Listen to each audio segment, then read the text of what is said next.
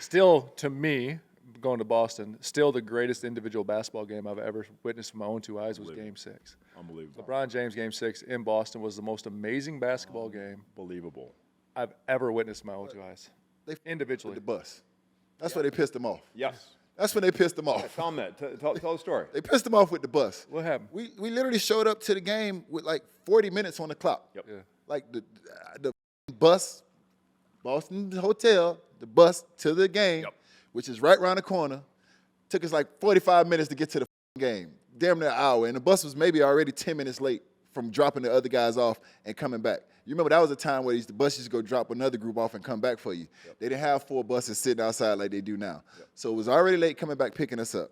Then we got to the game late. It took an hour. I don't know what route this took. I don't know what this mother. It was this long. It took the Redcoats are coming, the Boston Revere tour. I don't know what the he took, but we got to the game with literally 40 minutes on the clock. It's a true story. This is true.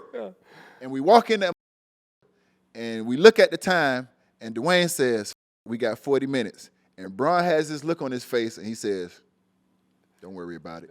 No, I was going to say that. I've never been more confident going into a game that I should have been unconfident about in my life. That made that look and said, don't worry about it. I think everybody in the locker room was like, Let's go. I looked at it. don't worry.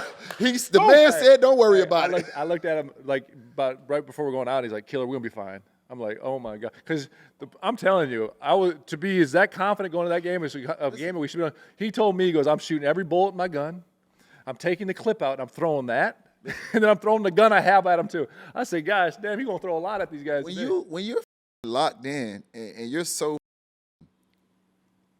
gladiator mode, and something as small as the bus being late and you showing up late can literally knock everything off balance for you. Like all of us were a little up by that.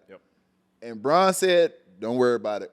And I think everybody just realigned and got right back in order. Again, we're down 3-2. We lose this game, it's over for all of us. No, it's Game 6. We're down 3-2. It's a small thing. No, it's a big thing, but it's those moments change the course of all of our lives. History. Yes, 100%. History, our lives, Our lives. Miami Heat. Like it's just a different. And it's funny because it wasn't like when he said it to us. It wasn't like we'll be fine. It was like we're gonna be all right. Like, and everyone was like, "Holy," because he never did that. It was around and been the expendable 12. Not the little 12. 45, 15, and 5. Yes. And almost killed Jason Terry. Yeah. Almost. Almost. It was the best game I've ever watched in my entire life. It was unbelievable. amazing. And that's why, like, when we had the GO conversation, and listen, I hate having these conversations, but because of what I witnessed with my own 2 eyes, I cannot take that out. No. And what he's done for my life, and what the Heat did for my life, and what those guys, all those guys. Because D Wade, let me tell you something, that motherfucker showed up big ways and big moments all the time. Told me about D Wade, you're gonna be like, just wait. Yeah. Just wait. That's what he said. Oh, yeah. He did.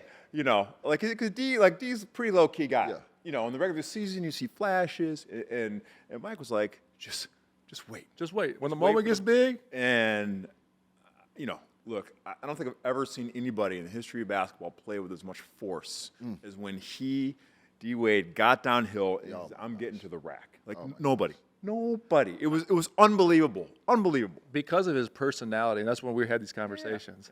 I was telling him, like, you're gonna be in awe because you'll go out of a huddle one time and you can just see it, and when it's time to compete, that there,